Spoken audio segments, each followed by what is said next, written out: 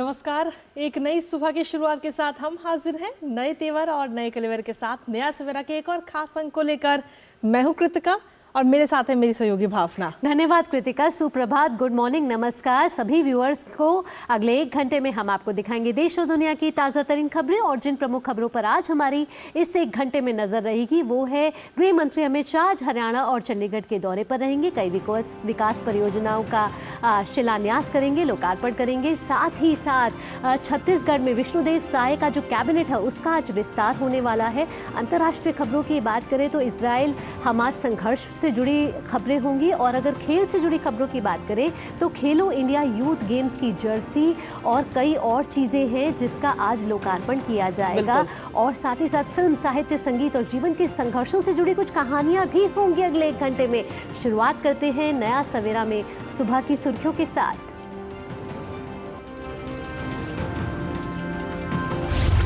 तय समय से 1 दिन पहले समाप्त हुआ संसद का शीतकालीन सत्र। लोकसभा में 18 और राज्यसभा में पारित हुए 17 विधेयक। आपराधिक कानून से जुड़े तीनों विधेयकों पर लगी संसद की मोहर।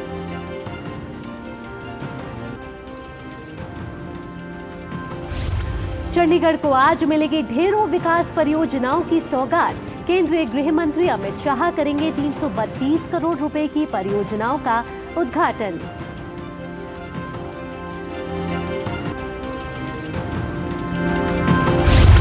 छत्तीसगढ़ में विष्णुदेव साय सरकार के मंत्रिमंडल का विस्तार। आज कुल 9 विधायक लेंगे मंत्रिमंडल में शपथ। बिहार के लैंड फॉर जॉब मामले में आज बिहार के उप मुख्यमंत्री तेजस्वी यादव से ईडी करेगी पूछताछ। लालू यादव से 27 दिसंबर को होंगे सवाल जवाब।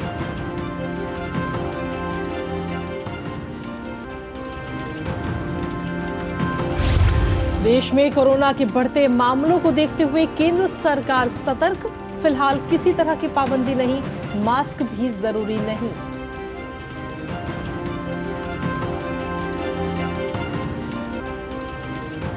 अंतर्राष्ट्रीय खबरों में हमास के खिलाफ जीत तक जारी रहेगी जंग। इजरायली प्रधानमंत्री बेंजामिन नेतन्याहू का बयान। वहीं गाजा में संघर्ष विराम पर संयुक्त राष्ट्र की सुरक्षा परिषद में फिर होगा मतदान।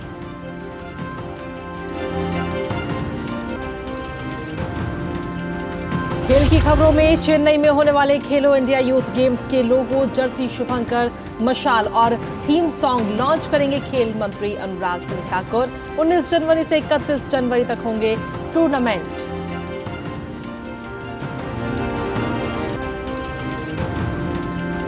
और टीम इंडिया ने साउथ अफ्रीका में किया धमाका। 3 मैचों की वनडे सीरीज पर 2-1 से कब्जा। संजू सैमसन ने जड़ा करियर का पहला वनडे शतक।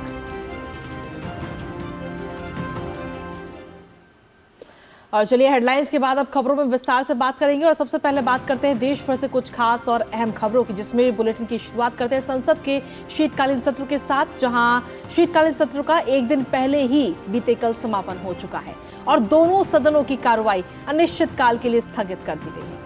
इससे पहले भारतीय दंड संहिता और इससे जुड़े 2 कानूनों के स्थान पर लाए गए भारतीय न्याय द्वितीय संहिता, भारतीय नागरिक सुरक्षा द्वितीय संहिता और भारतीय साक्ष्य द्वितीय विधेयक को राज्यसभा ने भी पारित कर दिया है। लोकसभा इन विधेयकों को हालांकि पहले ही पारित कर चुकी है। अब नए कानूनों का उद्देश्य दंड के साथ साथ न्याय सुनिश्चित करना है। आपको दिखाते हैं इसी पर आधारित हमारी ये खास रिपोर्ट। गुरुवार को संसद के दोनों सदनों में अहम विधायी कामकाज हुआ और कई विधेयकों को चर्चा के बाद पारित कर दिया गया। लोकसभा ने मुख्य निर्वाचन आयुक्त और अन्य निर्वाचन आयुक्त यानी नियुक्ति, सेवा शर्तें और पद की अवधि विधेयक 2023 को चर्चा के बाद पारित कर दिया। संशोधन विधेयक में प्रावधान किया गया है कि मुख्य निर्वाचन आयुक्त एवं अन्य निर्वाचन आयुक्तों की नियुक्ति पीएम, कैबिनेट मंत्री और नेता विपक्ष की समिति की सिफारिश पर होगी। कानून मंत्री की अध्यक्षता में एक सर्च कमेटी उम्मीदवारों के नाम देगी। राज्यसभा पहले ही इस विधेयक को पारित कर चुकी है। जो सुप्रीम कोर्ट का फैसला था उसके तहत ही ये बिल लेकर के आपके माध्यम से हम सदन में उपस्थित हुए हैं इस महान सदन के समक्ष। इसलिए ये कहना कि सुप्रीम कोर्ट ने कुछ और कहा था और आप कुछ और कर रहे हैं, हम सुप्रीम कोर्ट के डायरेक्शन के अनुसार ही ये बिल लेकर के आए हैं। जो 2 मार्च 2023 का जो सुप्रीम कोर्ट का फैसला था वहीं उच्च सदन राज्यसभा में दूरसंचार विधेयक 2023 को चर्चा के बाद पारित कर दिया गया। नया कानून इंडियन टेलीग्राफ एक्ट 1885 और इंडियन वायरलेस टेलीग्राफी एक्ट 1933 की जगह लेगा। नए कानून में स्पेक्ट्रम की नीलामी और आवंटन को लेकर नीति बनाई गई है। टेलीकॉम कंपनियों के लिए लाइसेंस की प्रक्रिया को सरल किया गया है और उपभोक्ता के हितों पर भी खास ध्यान दिया गया है। इसके अलावा पिछड़े क्षेत्रों में टेलीकॉम इंफ्रास्ट्रक्चर स्थापित करने के लिए डिजिटल भारत निधि का जारी रखने का प्रावधान भी किया गया है। इस विधेयक को लोकसभा पहले ही पारित कर चुकी है। राइट ऑफ वे अप्रूवल अपने आप में बहुत बड़ी एक समस्या थी, जिसके लिए जिस तरह से प्रधानमंत्री जी ने रिफॉर्म्स किए, उन रिफॉर्म्स के कारण आज 85% टावर के अप्रूवल्स इंस्टेंटेनियस होते हैं। एंटर का बटन दबाते हैं कंप्यूटर पे और टावर की परमिशन मिल जाती है। एवरेज जो 230 दिन लगते थे, आज मात्र 10 दिन लगते हैं। अध्यक्ष जी, इस तरह के कई सारे रिफॉर्म्स हैं जिसके कारण आज टेलीकॉम सेक्टर को विश्व भर में पहचान मिली है। इसके बाद राज्यसभा ने भारतीय आपराधिक न्याय प्रणाली में व्यापक सुधार के लिए लाए गए भारतीय न्याय संहिता विधेयक 2023, भारतीय नागरिक सुरक्षा संहिता 2023 और भारतीय साक्षी विधेयक 2023 को चर्चा के बाद पारित कर दिया। Parliament desk, DD news. शीतकालीन सत्र के आखिरी दिन कई महत्वपूर्ण विधेयकों को लोकसभा और राज्यसभा से पारित कर दिया गया। लोकसभा ने चुनाव आयुक्तों की नियुक्ति संबंधी विधेयक को ध्वनि मत से पारित कर दिया। वहीं राज्यसभा ने दूरसंचार विधेयक 2023 को चर्चा के बाद पारित कर दिया। इसके साथ ही ये दोनों विधेयक संसद के दोनों सदनों से पारित हो गए। The ayes have it. The bill is passed. देश में आपराधिक कानूनों को बदलने वाले 3 ऐतिहासिक विधेयकों भारतीय न्याय द्वितीय संहिता 2023, भारतीय नागरिक सुरक्षा द्वितीय संहिता 2023 और भारतीय साक्ष्य द्वितीय विधेयक को संसद से पारित कर दिया गया। विधेयक पर राज्यसभा में गुरुवार को चर्चा हुई। चर्चा का जवाब देते हुए गृह मंत्री अमित शाह ने कहा कि यह विधेयक गुलामी की मानसिकता को मिटाने के मोदी सरकार के संकल्प का एक हिस्सा है। हमारे संविधान निर्माताओं ने भी राजनीतिक न्याय, आर्थिक न्याय और सामाजिक न्याय को बरकरार रखने की संविधान की गारंटी हमारे 140 करोड़ के देश को दी है। इसको भी परिपूर्ति करने का इस तीनों बिल के अंदर प्रयास किया गया है। ये कानूनों की आत्मा मान्यवर भारतीय है और पहली बार क्रिमिनल जस्टिस सिस्टम में भारत द्वारा भारत के लिए और भारतीय संसद से बनाए गए कानूनों से अब हमारी क्रिमिनल जस्टिस सिस्टम गवर्न होगी। इसका मुझे बहुत गौरव है मान्यवर। तीनों विधेयकों के प्रावधानों को स्पष्ट करते हुए गृह मंत्री ने कहा कि आतंकवाद, संगठित अपराध और मॉब लिंचिंग जैसे गंभीर अपराधों को लेकर आज तक कानून नहीं बनाए गए। भारतीय न्याय संहिता में भी अब 21 नए अपराधों को जोड़ा गया है, जिसमें एक अपराध मॉब लिंचिंग का है।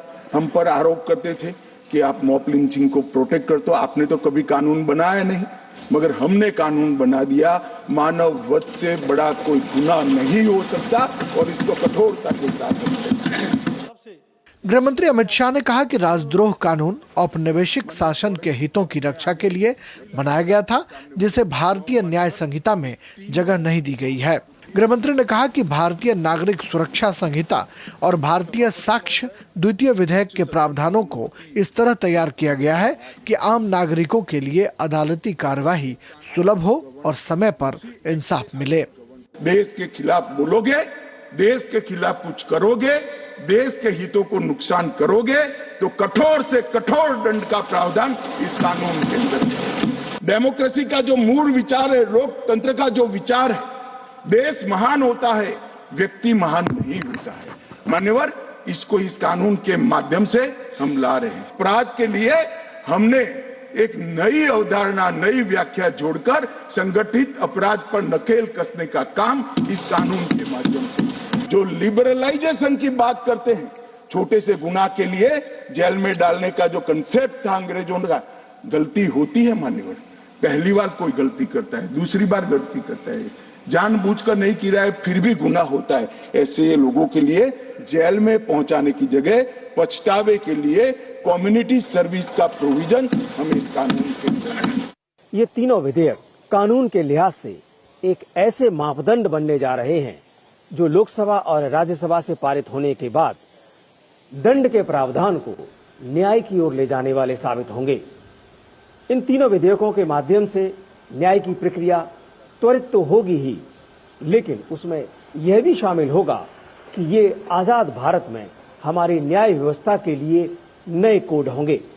नए कानूनों में इस बात को भी सुनिश्चित किया गया है कि अदालती सुनवाई और फैसले के लिए एक अधिकतम सीमा होगी। तीनों विधेयक भारतीय संविधान की मूल भावना को हकीकत में बदलने वाले हैं और यह कानून आने वाले कम से कम 100 सालों तक की जरूरतों पर खड़े उतरेंगे। ऋषि कुमार के साथ राजेश राज की रिपोर्ट, डीडी न्यूज, दिल्ली। और इसी पर ताज़ा अपडेट लेने के लिए सीधा रुख करते हैं इस वक्त दिल्ली का, जहां हमारे संवाददाता राजेश राज इस वक्त मौजूद है। सीधा उनके पास चलते हैं। राजेश, सबसे पहले तो सुप्रभात आपको। और इस बार के अगर पूरे सत्र पर हम नजर डालें तो एक दिन पहले ही सत्र का समापन कर दिया गया, तो आप किस नजरिए से देखते हैं, कितना सफल रहा है इस बार का शीतकालीन सत्र? देखिए, शीतकालीन सत्र को कई मायनों में याद किया जाएगा क्रिटिका। सबसे पहले तो जो शुरुआती दौर थे उसमें स्मूथली फंक्शन के लिए भी इस सत्र को याद किया जाएगा, लेकिन बाद के दिनों में हमने देखा कि जो ही संसद में जो गैलरी थी, पब्लिक गैलरी, वहां से जब नीचे कोई व्यक्ति उतरता है और अपने कैन का इस्तेमाल करता है, उसके बाद जो सत्र की पूरा जो अंदाज था वो बदल जाता है। इसके पहले कई वर्षों से सदन के भीतर हमने देखा कि लगातार सदन के अंदर अवरोध पैदा करने की कोशिश जो है कई वर्षों से की जाती रही थी। लोकसभा में बिल पास होते थे, लेकिन राज्यसभा में आकर विधेयक लटक जाया करते थे। लेकिन इस बार शुरुआती अगर एक हफ्ते की बात करें तो आराम से विधेयकों को पारित कराया जो है सरकार की तरफ से पारित कराया गया। लेकिन जब सदन के भीतर जो मैंने बताया आपको कि जब कोई व्यक्ति प्रवेश करता है उसके बाद सुरक्षा के कड़े बंदोबस्त होते हैं और उसके बाद फिर पूरा जो अंदाज है वो सदन का बदल जाता है और विपक्ष के जो सांसद हैं वो सत्ता पक्ष पर आक्रामक हो जाते हैं। और हमने देखा कि 100 से ज्यादा सांसदों को इस सत्र में निलंबित किया गया। ऐसा शायद एक जमाने के बाद कहा जाता है कि राजीव गांधी के जमाने में बहुत सारे सांसदों का निलंबन हुआ था, लेकिन माफी मांगने के बाद उनको वापस कर लिया गया था सदन में। लेकिन इस बार 150 से भी ज्यादा सांसद जो है वो सत्र से निलंबित किए गए, राज्यसभा और लोकसभा दोनों मिलाकर। और हम कह सकते हैं कि इसके लिए इस सत्र को याद किया जाएगा। वहीं जो न्यायिक संहिता से जुड़े हुए जो 3 विधेयक हैं, यह कहीं ना कहीं आम जनता के लिए सुलभ और सरल न्याय की व्यवस्था को सुदृढ़ करेंगे। इसके लिए भी इस सत्र को याद किया जाएगा। टेलीकॉम बिल सदन से पारित हुआ, इसके लिए इसको याद किया जाएगा। कुल मिलाकर हम कह सकते हैं कि सत्ता पक्ष के लिए पिछले विशेष सत्र में महिला आरक्षण विधेयक को पारित कराया गया था। इस सत्र में नया कोड जो है वो देश को मिला है, इसके लिए इस सत्र को याद किया जाएगा। बिल्कुल जी राजेश, जैसा कि आपने बताया कि कैसे संसद भवन की नई बिल्डिंग और साथ ही साथ वर्तमान सरकार का जो आखिरी लोकसभा का जो ये औपचारिक सत्र था वो रहा ये संसद का शीतकालीन सत्र, और कई मायनों में याद किया जाएगा। जैसे आपने बताया, आपने आपराधिक न्याय प्रणाली में जो नए विधेयक लाए गए हैं उसके बारे में कहा, साथ ही साथ चुनाव आयुक्त जो है उनकी नियुक्ति का भी जो बिल है वो भी पास कराया गया। उसके साथ ही पोस्ट ऑफिस बिल था वो भी आया। ब्रिटिश काल से जो बिल आ रहे थे वो उनको चेंज किया गया। तो कई मायनों में ऐतिहासिक रहा है ये सत्र। देखिए, निश्चित तौर पर, लेकिन तमाम जो चुनाव आयोग से संबंधित बिल हो, पोस्ट ऑफिस बिल हो, टेलीकम्युनिकेशन से जुड़ा हुआ विधेयक हो, ये तमाम विधेयक जो है भावना ये कहीं ना कहीं आम जनता से जुड़े हुए हैं, जनता के हितों से जुड़े हुए हैं। लेकिन जो सबसे महत्वपूर्ण विधेयक था कि जो ब्रिटिश काल से जिस विधेयक को हम कह सकते हैं कि जिस कानून को हम धो रहे थे, और प्रधानमंत्री हमेशा इस बात की तस्दीक करते रहे हैं, वो हमेशा कहते रहे हैं कि जो कानून हमारे लिए बोझिल हो गए हो, जो कानून जनता के हितों की रक्षा नहीं करते हो, इन कानून को थोड़ा सा लचीला बनाया जाए, उसमें थोड़ी सी जो है रवानगी लाई जाए। और इस सिलसिले में यह जो तीनों विधेयक है यह मील का पत्थर साबित होगा। और मॉब लिंचिंग जैसी जो समस्या है उससे कहीं ना कहीं जो उसके पीड़ित होंगे उनको कहीं ना कहीं न्याय मिलेगी, राहत मिलेगी। और कल गृह मंत्री अमित शाह ने जोरदार शब्दों में इस बात की विधेयक की तारीफ भी की और कहा कि किसी भी व्यक्ति को किसी व्यक्ति विशेष पर टिप्पणी करने का अधिकार है, लेकिन देश के खिलाफ अगर कोई व्यक्ति बोलता है या देश के खिलाफ कोई आचरण करता है तो यह बिल उस व्यक्ति के खिलाफ सजा का प्रावधान करता है। यह विधेयक जो है कठोरतम सजा देने का प्रावधान करता है। और वैसे ही आप देखते होंगे कि भीड़ का एक अलग कैरेक्टर होता है और भीड़ में जब कोई व्यक्ति फंस जाता है तो कई बार निर्दोष लोगों की जान चली जाती है और उनकी जिंदगी व्यर्थ चली जाती है, उन्हें कोई न्याय भी नहीं मिल पाता था। लेकिन यह विधेयक मॉब लिंचिंग में फंसे हुए उन लोगों को न्याय की उम्मीद की किरण लेकर आएगा, जो लोग बेवजह जिनकी जानें चली जाती हैं या फिर जो लोग मॉब लिंचिंग के शिकार होते हैं। और भीड़ का कोई कैरेक्टर नहीं होता। भीड़ में जब लोग फंसते हैं तो जो भीड़ है वो कई बार लोगों की जान ले लेता है, कई बार लोगों की। जी बिल्कुल, तो यह विधेयक कहीं ना कहीं आम लोगों के लिए बिल का पत्थर साबित होगा।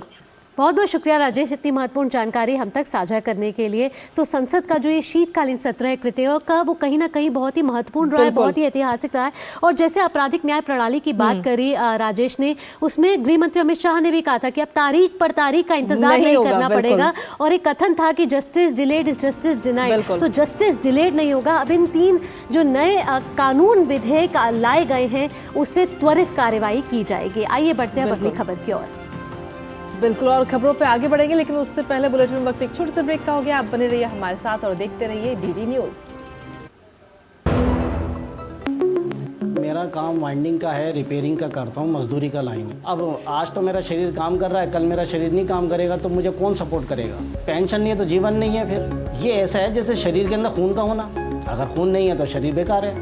एनपीएस में जो मेरी आमदनी है उसमें मैं थोड़ा थोड़ा जमा कर लेता हूँ और मुझे पूरा यकीन भी है कि मेरा बुढ़ापा सही कटेगा पेंशन के थ्रू। अपने बेहतर कल को सुनिश्चित करने के लिए एनपीएस जरूरी है। माँ, ये खीर किसके लिए? आज तेरे दादाजी का जन्मदिन है, उनके लिए। तो मैं दादाजी को क्या दूँ? अपना मोबाइल फोन देना। ये क्या कर रही है? दादाजी के लिए आयुष्मान कार्ड बना रही हूँ। घर बैठे? हाँ। आयुष्मान ऐप पर जाकर अपना या परिवार के सदस्य का नाम लाभार्थी सूची में ढूंढें, आधार, ओटीपी या फेस ऑथ द्वारा ऑथेंटिकेट करें, डिटेल्स भरें, अब मोबाइल से फोटो खींचकर अपलोड करें। दादाजी, ये लीजिए अपना आयुष्मान कार्ड। ये उपहार तो जीवन भर काम आएगा। और एक प्रकार से पीएम जय अब गरीबों की जय बन गई है। 5 लाख तक के मुफ्त उपचार की गारंटी, स्वास्थ्य का वरदान Ayushman. Sir, berry pulao try करो, मस्त है। कैसा है? अरे उसको काहे को घूरता है? टिप्स इग्नोर करने का, अपना दिमाग लगाकर ऑर्डर देने का। मार्केट का स्टॉक टिप्स बहुत लोग देता है, डेंजरस हो सकता है। कंपनी और रिस्क पूरा समझने का, फिर इन्वेस्ट करने का। समझ कर इन्वेस्ट कर। लेट हो गया आज तो। अरे बेटा, नाश्ता तो करते जाओ। मम्मा फिर से वही बोरिंग नाश्ता। अच्छा मम्मा, तुम्हारा ही घास फूस वाला नाश्ता मुझे नहीं करना है। वैसे भी ऑफिस के बाहर क्या मस्त पकौड़े वाला है, अब से मेरा नाश्ता वही होगा।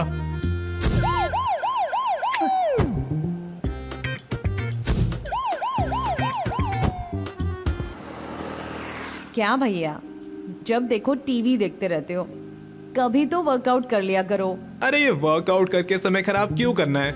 टीवी पर नई वेब सीरीज आई है, आजा बैठकर देखते हैं। आप ही देखो।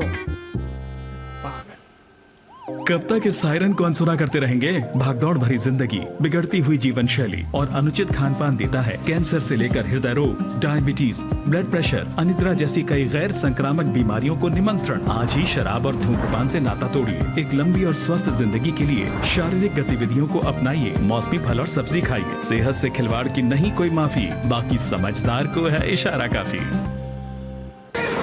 Here gravity and physics don't call the shots, and sound travels slower than you.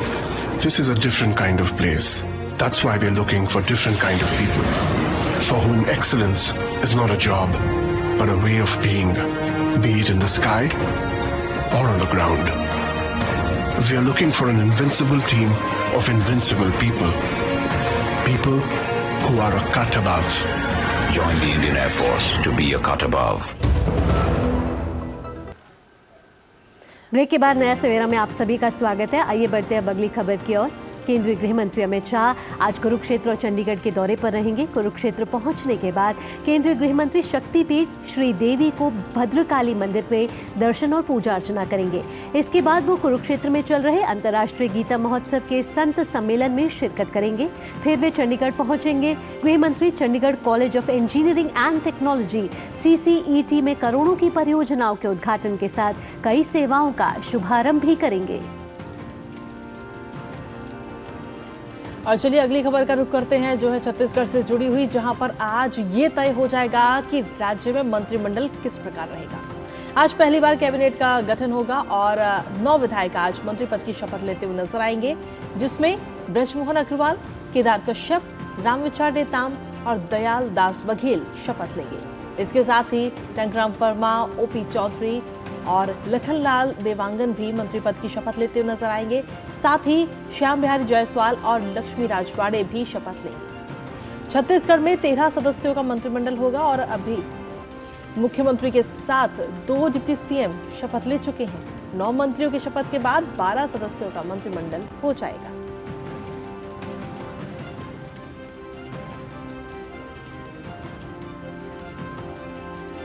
और इसी पर ताजा अपडेट भावना ले लेते हैं हमारे संवाददाता सोमेश से। सोमेश, सुप्रभात आपको। जिस तरीके से आज विष्णुदेव साय की कैबिनेट का विस्तार होगा, किस तरीके की तैयारियां हैं, आज कौन से मंत्री जो हैं वो शपथ ले सकते हैं, तैयारियों के बारे में बताएं और किस तरीके से आगे विस्तार हो सकता है उसके बारे में बताएं।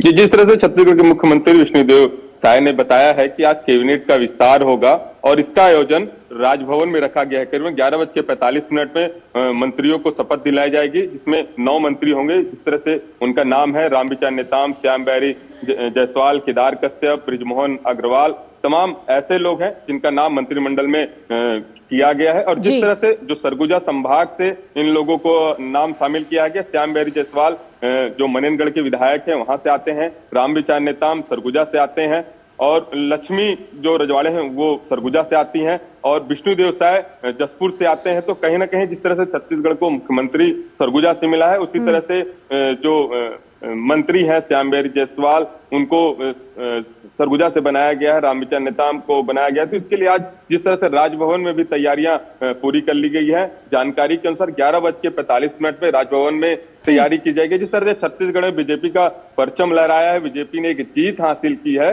और सरगुजा संभाग में जहां कांग्रेस की 14 सीट थी, वहां पर बीजेपी ने 14 सीट पर जीत हासिल कर एक परचम लहराया। तो उसी तरह से सरगुजा संभाग में जिस तरह से बीजेपी को जीत मिली है, तो सरगुजा संभाग से भी इन दिग्गजों को वहां पर लाया गया है और आज मंत्री पद का शपथ लिया जाएगा। जी सोमेश, ये तो बात हो गई मंत्रिमंडल की कि मंत्रिमंडल में कौन कौन से अहम नाम हैं जो शामिल होंगे। क्या अभी तक इन नामों को लेकर जिम्मेदारियां किसको क्या दी जाएंगी, ये भी अभी तक कुछ सामने आ पाया है? हालांकि मुख्यमंत्री विष्णुदेव साय है, उन्होंने विधानसभा में स्पष्ट कर दिया है कि 9 लोग मंत्रिमंडल में शपथ लेंगे। राजभवन में इनका जो निर्धारित समय है 11:45 में होगा, लेकिन अभी यह क्लियर नहीं हो पाया है कि इन्हें कौन कौन सी जिम्मेदारी दी जाएगी। हालांकि हमारे पास जानकारी यह भी है कि मुख्यमंत्री शपथ ग्रहण के बाद दिल्ली रवाना हो जाएंगे और इसके बाद ही यह निर्णय हो पाएगा कि इनकी कैबिनेट में कौन कौन सी महत्वपूर्ण जिम्मेदारी दी जाएगी। जिस तरह से जो रामविचार नेताम है, सरगुजा से आते हैं, काफी दिग्गज नेता है, आदिवासी नेता है और जिस तरह से उस इलाके में इन्होंने जीत हासिल की है, तो एक बहुत बड़ी उपलब्धि उस इलाके के लिए माना जा रहा है। आदिवासी चेहरे के रूप में इनको एक बड़ी जिम्मेदारी दी जा सकती है। श्याम बिहारी जायसवाल जो मनेनगढ़ से हैं, सरगुजा क्षेत्र से आते हैं, तो इनको भी एक अहम जिम्मेदारी दी जाती है। बृजमोहन अग्रवाल जो दिग्गज नेता के साथ साथ काफी अनुभवी हैं और इनकी एक अच्छी पकड़ है, राजनीति में भी अच्छी पकड़ है, काफी लंबे समय से कृषि मंत्री भी रह चुके हैं और इस बार इन्होंने जीत हासिल की, तो कहीं ना कहीं इन्हें भी एक अहम जिम्मेदारी दी जा सकती है। तो अभी ये स्पष्ट नहीं हो पाया है कि कैबिनेट में जिस तरह से आज बैठक होगी कि इन्हें कौन कौन सा विभाग दिया जाएगा। कुछ देर बाद ही पता चल पाएगा कि जो पता चल पाएगा। जी सोमेश, अभी तक क्या कुछ अपडेट हमें मिल रहा है कि क्या कुछ समय रहेगा जब ये मंत्रिमंडल जो है, मंत्रिमंडल में जो मंत्री पद की शपथ लेते हुए नजर आएंगे? जी, जिस तरह से विधानसभा में जो छत्तीसगढ़ के मुख्यमंत्री हैं विष्णुदेव साय ने मीडिया से बातचीत करते हुए उन्होंने बताया है कि जो लंबे समय से इंतजार था मंत्रिमंडल का गठन को लेकर, आज मंत्रिमंडल का गठन हो जाएगा, जिसका जो निर्धारित समय किया गया है राजभवन में 11:45 में सारे मंत्रियों को वहां पर बुलाया गया है, जहां पर गवर्नर होंगे, मुख्यमंत्री होंगे, तमाम दिग्गज नेता होंगे, वरिष्ठ नेता होंगे। तो आज मंत्रिमंडल का यहाँ पर शपथ ग्रहण रखा गया है राजभवन में। ठीक बात सुमेश, बहुत बहुत शुक्रिया सुमेश इतनी महत्वपूर्ण जानकारी देने के लिए। तो आज छत्तीसगढ़ में विष्णुदेव साय के जो कैबिनेट है उसका आज विस्तार होने वाला है, जहां मंत्रियों को जो है शपथ दिलाई जाएगी। आइए बढ़ते हैं अगली खबर की ओर। बिल्कुल, और अगली खबर का रुख कर लेते हैं, जहां कोरोना के बढ़ते हुए मामले एक बार फिर से नजर आ रहे हैं, जिसको लेकर केंद्र सरकार पूरी तरह से सतर्क मोड पे है। केंद्रीय स्वास्थ्य मंत्रालय ने कहा है कि इसमें घबराने की जरूरत नहीं है, लेकिन सतर्क रहना बेहद जरूरी है। मंत्रालय ने कहा है कि आने जाने पर फिलहाल कोई प्रतिबंध नहीं होगा, साथ ही मास्क को भी अभी आवश्यक नहीं किया जाएगा। बीते 2 सप्ताह में कोरोना से 23 लोगों की भी मौत हुई है, जिसमें उनको पहले से ही गंभीर बीमारियां भी थी। लेकिन अगर देखा जाए तो एक बार फिर से कोरोना कहीं ना कहीं पैर पसारता हुआ नजर आ रहा है। ऐसे में बहुत ज्यादा जरूरी है कि आप और हम सतर्क रहें, अपना ध्यान स्वयं रखें। जी हाँ, और केंद्र सरकार ने भी जो है राज्य सरकारों को सतर्क रहने की, एहतियात बरतने की सलाह दी है। बात करते हैं अब तेलंगाना सरकार की। तो वहां राज्य के सभी अस्पतालों में कोरोना वायरस के नए वेरिएंट JN.1 के संबंध में चेतावनी देते हुए एक सलाह भी जारी की गई है। इससे पहले राज्य में इस नए विषाणु का कोई भी मामला सामने नहीं आया है। हालांकि केरल जैसे कुछ राज्यों में इस संक्रमण की खबरें आने के बाद तेलंगाना सरकार ने सभी अस्पतालों के लिए चेतावनी जारी की है। अस्पतालों में इन्फ्लुएंजा जैसी बीमारी या सांस लेने की तकलीफ वाले मरीजों की निगरानी करने, उनके परीक्षण करने, उन्हें अलग वार्ड में रखने, मास्क पहनने और इलाज की पूरी तैयारी रखने के निर्देश दिए गए हैं। आयुर्वेद शिक्षा के अपर निदेशक और गांधी अस्पताल के अधीक्षक डॉक्टर M राजा राव के अनुसार अस्पताल में नए वेरिएंट से निपटने के लिए पूरी तैयारी उपलब्ध है और चिंता की कोई बात नहीं है। 65 साल से अधिक उम्र वाले लोगों, गर्भवती महिलाओं, मधुमेह और रक्तचाप के मरीजों, हृदय और किडनी के बीमार मरीजों से विशेष सावधानी बरतने की अपील की गई है।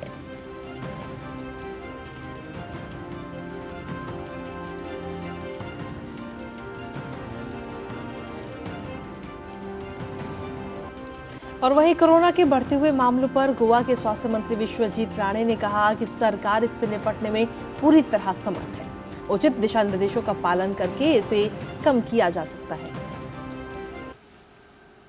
मेरा विश्वास है कि केंद्र सरकार और हर राज्य सरकार योग्य तरह से ये निपट लेगी और जो गाइडलाइंस है वो गाइडलाइंस हर राज्य में अभी वीसी हुआ था, तो उस वीसी के आधार पे जो गाइडलाइन देंगे वो गाइडलाइन के माध्यम से ये सब वेरिएंट जो है वो ठीक तरह से वो मॉनिटर कर देंगे।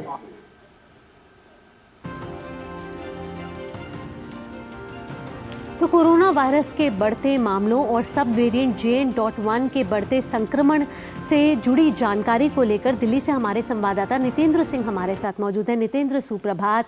अब जब केंद्र सरकार सतर्क है और उन्होंने राज्य सरकार को भी दिशा निर्देश दे दिए हैं, हम देख रहे हैं कि तेलंगाना ने भी अपनी पूरी तैयारी कर ली है। वहीं गोवा की बात की जाए, राज्यों में भी बढ़ रहे हैं मामले, तो किस तरीके से राज्य सरकारें जो हैं, राज्य जो हैं वो तैयार हैं इस नए सब वेरिएंट से लड़ने के लिए, उससे निपटने के लिए? देखिए, राज्यों ने सबसे बड़ी बात ये की है कि उन्होंने RT-PCR टेस्ट को बढ़ाया है और हम देख रहे हैं कि हर दिन करीब 400 से 500 केस नए दर्ज किए जा रहे हैं। उसके पीछे वजह ये है कि जो सर्विलांस है उसको बढ़ाया गया है, टेस्टिंग को बढ़ाया गया है और अस्पतालों को तैयार रखा गया है कि मान लिया कोई 60 साल से अधिक उम्र की कोई भी हो या फिर उनको कोमॉर्बिड हो, कोई गंभीर बीमारी हो और उनको अस्पताल में भर्ती करने की जरूरत पड़े तो उनके लिए भी अस्पताल को तैयार रखा गया है। लोगों को जागरूक किया गया है। हम देख रहे हैं कि अब आप मास्क ज्यादा से ज्यादा संख्या में लोगों को पहनते हुए देख रहे हैं, तो भीड़ भाड़ में जाने से बचने की सलाह दी जा रही है। आने वाले त्योहार के दिनों में जैसे क्रिसमस है, नया साल है, तो ऐसे में लोग भीड़ में जाने से बचे।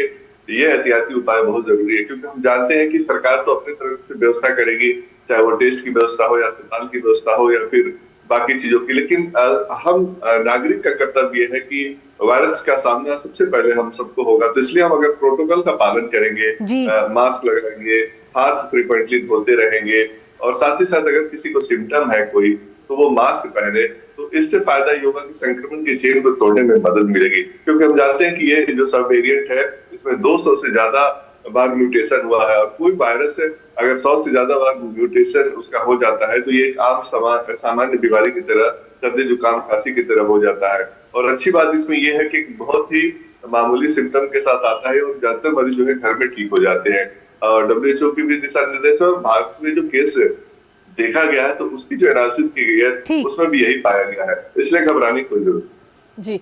नितिन, जिस तरीके से घबराने की जरूरत नहीं है लेकिन सतर्क रहने की बहुत ज्यादा जरूरत है और सभी सरकार की तरफ से भी यही कहा जा रहा है कि हम तो तैयार हैं ही लेकिन आप भी सतर्क रहिए क्योंकि सतर्कता में ही समझदारी है सभी के लिए। तो क्या ऐसे में स्कूलों में भी किसी प्रकार की कोई गाइडलाइंस अभी तक जारी की गई हैं?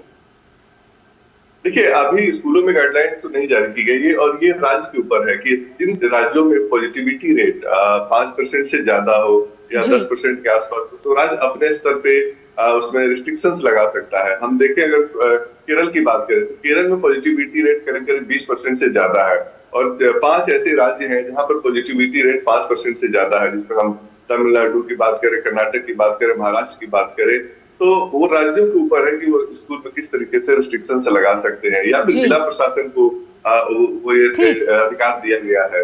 तो अभी स्कूलों में ऐसा कोई प्लान नहीं है, खासतौर पे मास्क के लिए भी कोई मैंडेटरी नहीं की गई है या फिर आने जाने पे कोई रिस्ट्रिक्शंस नहीं है। ये जिला प्रशासन और राज्य अपनी स्थिति को देखते हुए उसको लगा सकते हैं। चलिए ठीक है, बहुत बहुत शुक्रिया नितेंद्र, तमाम जानकारी और अपडेट्स देने के लिए। आप इस पर अपनी नजर लगातार बनाए रखिएगा। तो भावना, जिस तरीके से देखा जाए तो कोविड के मामले बढ़ रहे हैं लेकिन सरकार अगर देखा जाए तो अभी से तैयार है किसी भी स्थिति से निपटने के लिए पूरी तरह। जो बीते वर्ष में हमने जिस तरीके के कहते हैं ना लेसन्स लर्न किए, जो हमने सीखा है उससे अब जो है राज्य सरकार और केंद्र सरकार दोनों सतर्क दिख रही है और जो लोग हैं उनको भी सतर्क रहने की जरूरत है। बिल्कुल, और खबरों में आगे बढ़ेंगे लेकिन उससे पहले वक्त एक छोटे से ब्रेक का है। आप बने रहिए हमारे साथ, देखते रहिए DT न्यूज़। तुम्हें पता है इन्वेस्टर्स के लिए एक इन्वेस्टर प्रोटेक्शन फंड होता है IPF, लेकिन अगर तुम्हारा ट्रेड एक्सचेंज पर एग्जीक्यूट नहीं हुआ या फिर कोई गारंटीड रिटर्न्स वाली स्कीम है तो ये IPF आपकी मदद नहीं कर सकता है। और अगर आपका ब्रोकर ही डिफॉल्टर बन जाए तो फिर IPF आपको कॉम्पेंसेशन दिला सकता है। कहाँ से सीखा? NSE की साइट पर। सोच कर समझ कर इन्वेस्ट कर।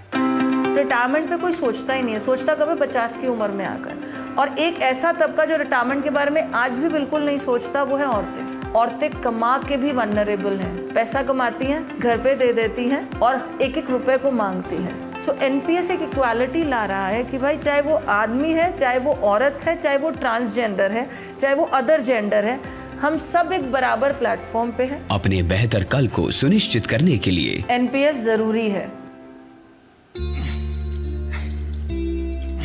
Got it. सोचिए अगर असल जिंदगी में ऐसी हालत हो तो कितनी मुश्किलें होती हैं, लेकिन शुक्र है बैंकिंग के लिए नहीं। अगर आपकी उम्र 70 साल से अधिक हो या आप दिव्यांग हो तो बैंक आपको कुछ जरूरी बैंकिंग सुविधाएं घर बैठे बैठे दे सकता है। RBI कहता है जानकार बनिए, सतर्क रहिए।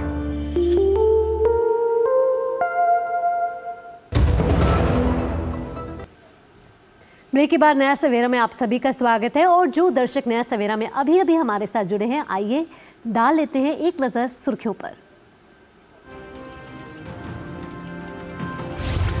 तय समय से एक दिन पहले समाप्त हुआ संसद का शीतकालीन सत्र। लोकसभा में 18 और राज्यसभा में पारित हुए 17 विधेयक। आपराधिक कानून से जुड़े तीनों विधेयकों पर लगी संसद की मोहर।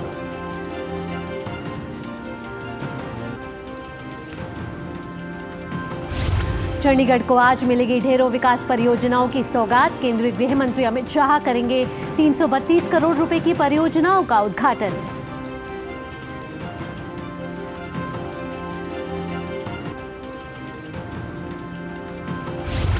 छत्तीसगढ़ में विष्णुदेव साय सरकार के मंत्रिमंडल का विस्तार आज। कुल 9 विधायक लेंगे मंत्रिमंडल में शपथ।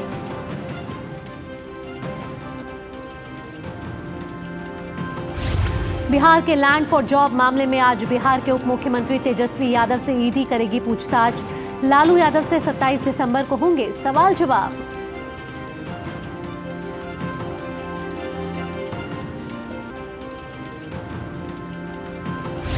देश में कोरोना के बढ़ते मामलों को देखते हुए केंद्र सरकार सतर्क। फिलहाल किसी तरह की पाबंदी नहीं, मास्क भी जरूरी नहीं।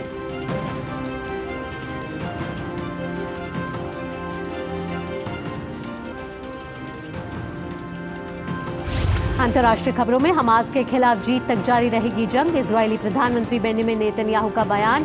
वहीं गाजा में संघर्ष विराम पर संयुक्त राष्ट्र की सुरक्षा परिषद में फिर होगा मतदान।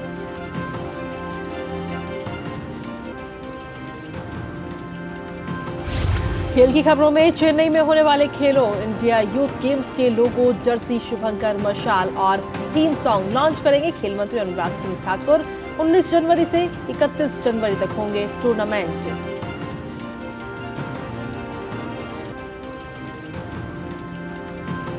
और टीम इंडिया ने साउथ अफ्रीका में किया धमाका, 3 मैचों की वनडे सीरीज पर 2-1 से कब्जा। संजू सैमसन ने जड़ा करियर का पहला वनडे शतक।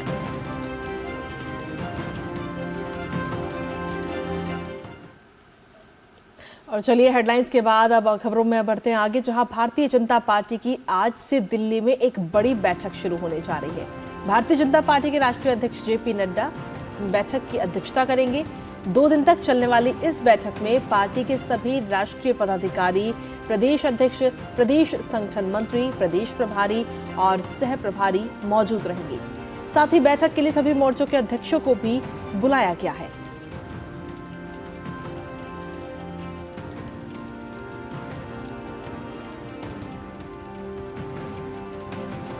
14 दिसंबर को अपहृत माल्टा के जहाज MV रूएन पर मध्य अरब सागर में समुद्री डकैती के बाद भारतीय नौसेना ने समुद्री डकैती को रोकने के लिए जरूरी कदम उठाए हैं।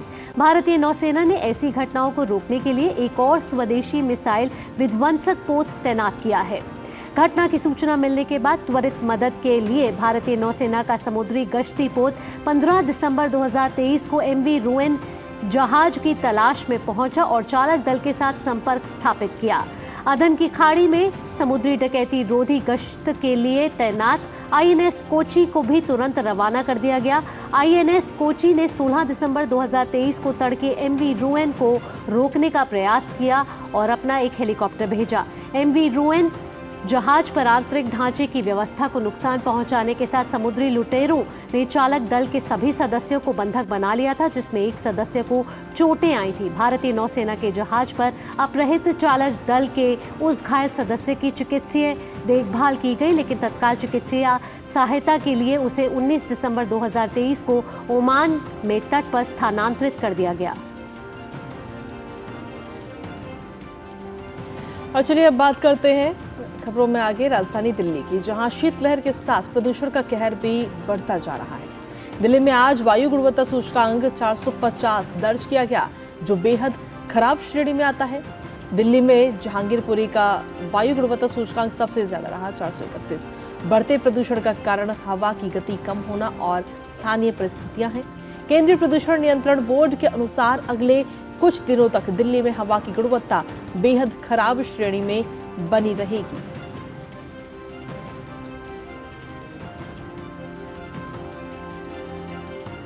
और नया सवेरा में वक्त हो चला एक छोटे से ब्रेक का। ब्रेक के बाद होगा हमारा खास सेगमेंट अखबारों की सुर्खियां। आप जुड़े रहिए लगातार नया सवेरा के साथ। Earlier we were having DCBS system. We got transferred to NPS from DCBS. NPS was found to be more employee friendly, flexible, transparent, and beneficiary can choose their options. Transition was very smooth. NPS has created app-based systems and online systems, so everything is digitized. It's very helpful and convenient. अपने बेहतर कल को सुनिश्चित करने के लिए NPS जरूरी है। सर बेरी पुलाव ट्राई करो, मस्त है। कैसा है? अरे उसको काहे को घूरता है? टिप्स इग्नोर करने का, अपना दिमाग लगाकर ऑर्डर देने का। मार्केट का स्टॉक टिप्स बहुत लोग देता है, डेंजरस हो सकता है। कंपनी और रिस्क पूरा समझने का, फिर इन्वेस्ट करने का। सोच कर समझ कर इन्वेस्ट कर। और ब्रेक के बाद एक बार फिर से स्वागत है आप सभी का। खबरों में बढ़ते हैं आगे और रुक करते हैं अब अगले सेगमेंट का, अखबारों की सुर्खियों का।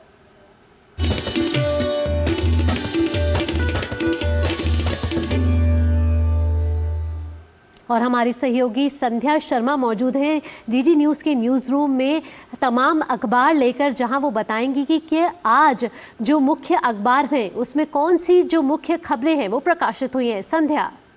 जी भावना, अखबारों की सुर्खियों के हमारे सेगमेंट की शुरुआत कर लेते हैं कल संसद के शीतकालीन सत्र के हुए समापन के साथ। दरअसल 4 दिसंबर से संसद का शीतकालीन सत्र शुरू हुआ था और अनिश्चित काल के लिए कल स्थगित कर दिया गया। इसके साथ ही आपको बता दें कि लोकसभा की कार्रवाई के दौरान 74% इसकी उत्पादकता रही और इस दौरान 18 अहम विधेयक चर्चा के बाद पारित किए गए।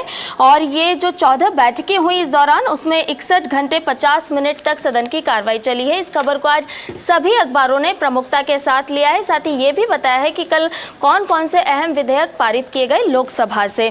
अगली खबर की बात करें तो ये है दिव्यांगजनों से जुड़ी हुई। दरअसल चुनाव आयोग ने तमाम राजनीतिक दलों से ये कहा है और दिशा निर्देश भी जारी किए हैं कि दिव्यांगजनों के लिए किसी भी तरह के अपमानजनक या आपत्तिजनक शब्दों का इस्तेमाल ना करें।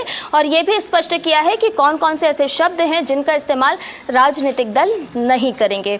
अगली खबर की बात करें तो देश विदेश पेज पर आज जनसत्ता अखबार ने इस खबर को लिया है और बाकी तमाम अखबारों ने भी इस खबर को प्रकाशित किया और बताया है कि अमेरिका के विदेश मंत्री एंटनी ब्लिंकन ने कहा है कि भारत के साथ साझेदारी प्रगाढ़ हुई है 2023 के दौरान। साथ ही उन्होंने ये भी कहा है कि हमने क्वाड के माध्यम से भारत, जापान और ऑस्ट्रेलिया के साथ सहयोग बढ़ाया है। तो इस खबर को आज सभी अखबारों ने लिया है। अगली खबर की बात करें तो ये है कोविड-19 के बाद में जो संकट आर्थिक रूप से पूरे देश में, पूरी दुनिया में था, उसके बाद किस तरह से देश उभरा है, उसको लेकर के आज वार्षिकी 2023 के माध्यम से राष्ट्रीय सहारा अखबार ने खबर ली और बताया है कि क्रिकेट वर्ल्ड कप और G20 जैसे जो वैश्विक आयोजन देश में हुए, उससे किस तरह से हॉस्पिटलिटी का जो सेक्टर है वो उभरा है और उसने किस तरह से प्रगति हुई है इस क्षेत्र में। और साथ ही साथ इस क्षेत्र के लोगों ने 2024 से भी उम्मीद की है कि शायद और ज़्यादा प्रगति और उन्नति इस क्षेत्र में होगी।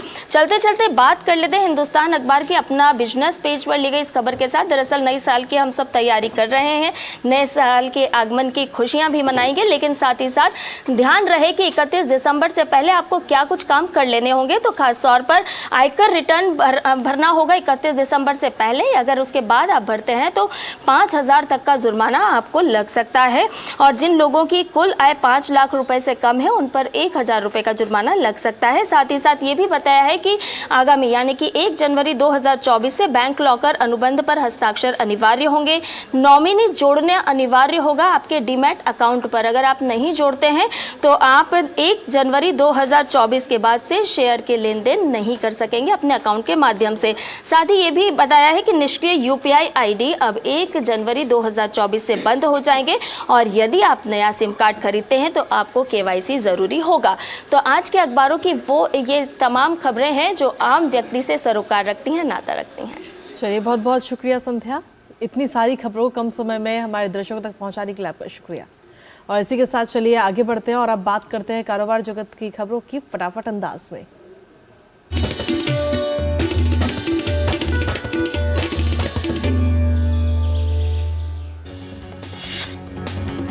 बैंकिंग व्यवस्था में नकदी की कमी बढ़कर 2.3 लाख करोड़ रुपए हो गई है। इसे देखते हुए भारतीय रिजर्व बैंक ने 7 दिन के वेरिएबल रेट रेपो VRR नीलामी की घोषणा की है जो आज होगी।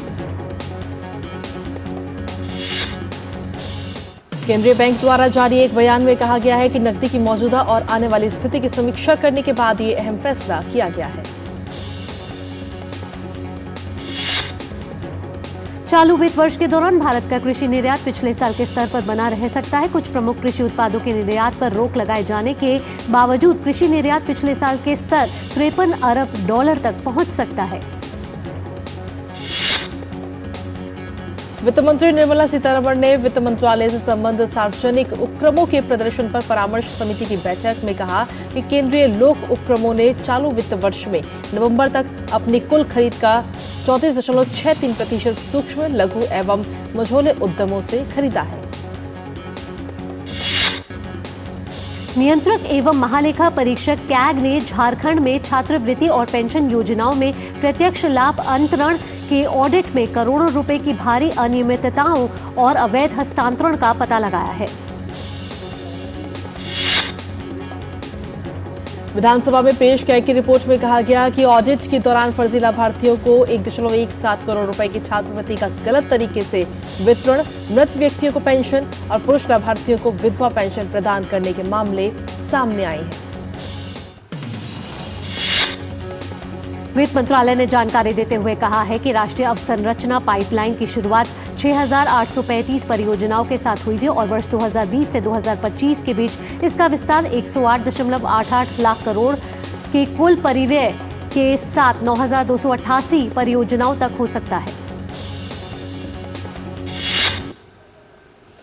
और चलिए आगे बढ़ते हुए अब देखते हैं खबरें दुनिया भर से।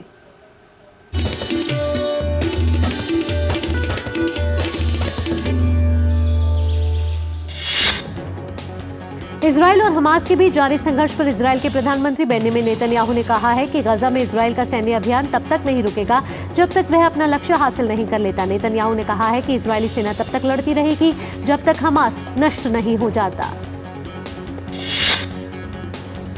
जॉर्डन के राजा अब्दुल्ला ने फ्रांसीसी राष्ट्रपति इमैनुअल मैक्रोन से कहा कि गजा के खिलाफ इजरायल के लगातार हमलों से क्षेत्र पर भयावह प्रभाव पड़ेगा। उन्होंने कहा कि दुनिया के देशों को गजा में इजरायल के सैन्य अभियान को समाप्त करने के लिए उस पर दबाव डालना चाहिए और क्षेत्र में लगभग 2 मिलियन फिलिस्तीनियों को आवश्यक सहायता पहुंचाने में आ रही बाधा को दूर कराना चाहिए। चेक गणराज्य की राजधानी प्राग में स्थित चार्ल्स यूनिवर्सिटी में अंधाधुंध गोलीबारी में 15 लोगों की मौत हो गई है और कई अन्य घायल हुए हैं। जवाबी कार्रवाई में बंदूकधारी भी मारा गया है। चेक गणराज्य के राष्ट्रपति पीटर पावेल ने पीड़ितों के परिवारों और संबंधियों के प्रति संवेदना जाहिर की है। अमेरिका के कैलिफोर्निया में तेज बारिश के कारण बाढ़ की स्थिति पैदा हो गई है। सड़कों पर बारिश का पानी भर गया है और कारें तूफान और बढ़े हुए जलस्तर के कारण शहर से निकलने के लिए संघर्ष कर रही हैं। भारी बारिश के कारण ऑक्सनाड शहर में अस्थायी रूप से सड़कें बंद हो गई हैं। नॉर्वेजियन क्रूज जहाज MS मॉड की उत्तरी सागर में एक तेज लहर के कारण उसकी खिड़कियां टूट जाने के बाद बिजली की आपूर्ति बंद हो गई। इस कारण जहाज को नेविगेट करने की क्षमता खोनी पड़ी। यह जानकारी डेनिश अधिकारियों और जहाज के मालिक ने दी है। कनाडा के प्रधानमंत्री जस्टिन ट्रूडो ने कहा कि देश के सबसे बड़े शहर टोरंटो को अधिक आवास बनाने और आश्रय संकट को कम करने के लिए उनकी सरकार $354 मिलियन अमेरिकी डॉलर देगी। ट्रूडो ने कहा कि ये पैसा टोरंटो को अगले 3 वर्षों में दिया जाएगा। पूर्व अमेरिकी राष्ट्रपति डोनाल्ड ट्रंप के सहयोगी रूडी गिउलियानी के दिवालियापन के लिए अदालत में याचिका दायर की गई है। गिउलियानी ने याचिका में कहा गया है कि उन पर करीब 500 मिलियन अमेरिकी डॉलर की देनदारियां हैं, लेकिन उनकी संपत्ति करीब 10 मिलियन अमेरिकी डॉलर है।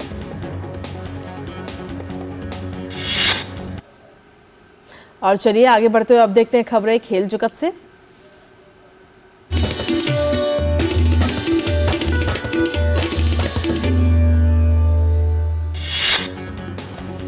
केंद्रीय खेल मंत्री अनुराग सिंह ठाकुर आज खेलो इंडिया यूथ गेम्स के 6ठे संस्करण के आधिकारिक लोगो, जर्सी, शुभंकर मशाल और थीम सॉन्ग लॉन्च करेंगे। इस कार्यक्रम में शतरंज grand master Viswanathan Anand, Tokyo Olympian Française Bhavani Devi, sports star Joshna Chinnappa भी शामिल होंगे।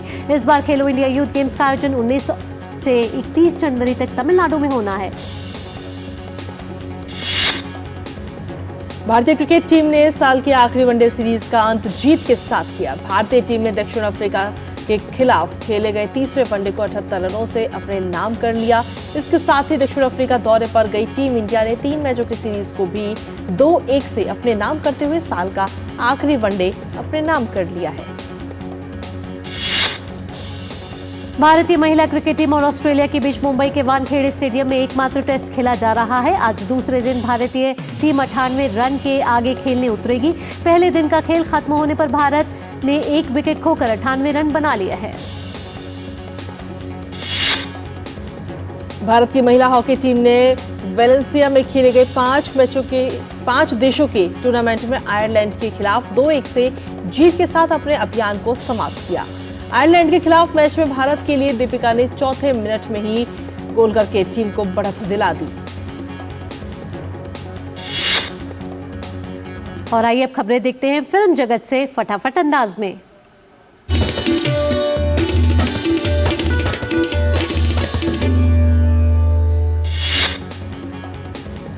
12 मार्च 2024 को साहित्य अकादमी 24 भाषाओं में वार्षिक पुरस्कार प्रदान करेगा और ये पुरस्कार साल 2023 के लिए दिए जाएंगे। नई दिल्ली के कमानी ऑडिटोरियम में विजेता पुरस्कृत किए जाएंगे।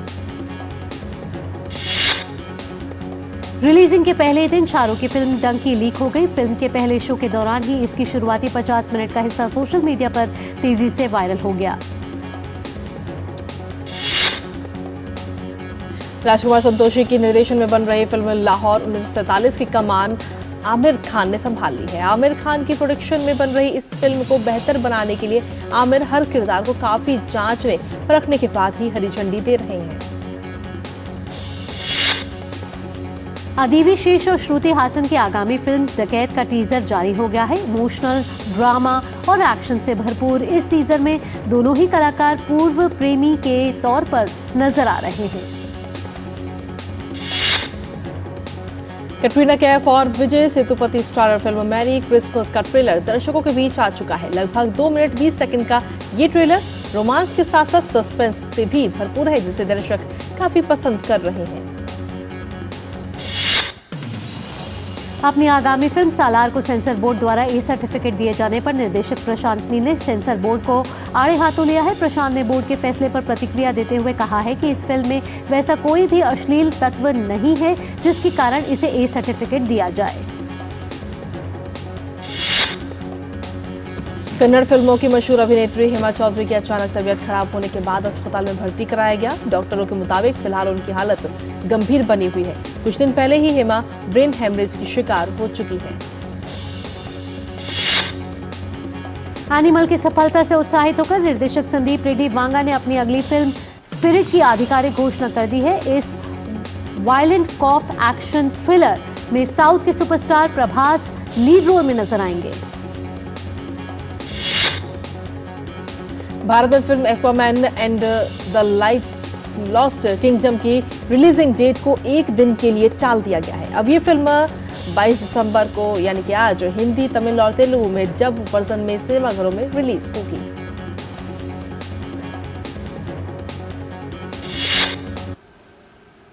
और फटाफट खबरों के बाद आइए नजर डालते हैं कुछ ऐसी खबरों पर जो आपको उत्साहित कर सकती हैं। जी हां, क्रिसमस नजदीक है और देश भर में क्रिसमस को लेकर लोगों में बहुत उत्साह है। क्रिसमस की तैयारियां जोरों से हो रही हैं। और वहीं पश्चिम बंगाल के कोलकाता में क्रिसमस से पहले पार्क स्ट्रीट को रंग बिरंगी लाइटों से सजाया गया है। लाइटों से चमकते हुए सेंटा को भी खूबसूरती से बनाया गया है।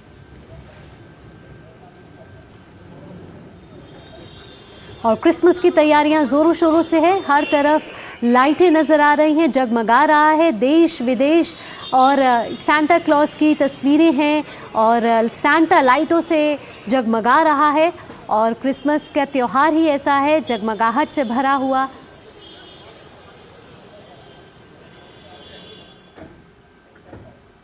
और चलिए नया सवेरा में अब आगे बढ़ते हैं और बात करते हैं मौसम के मिजाज की।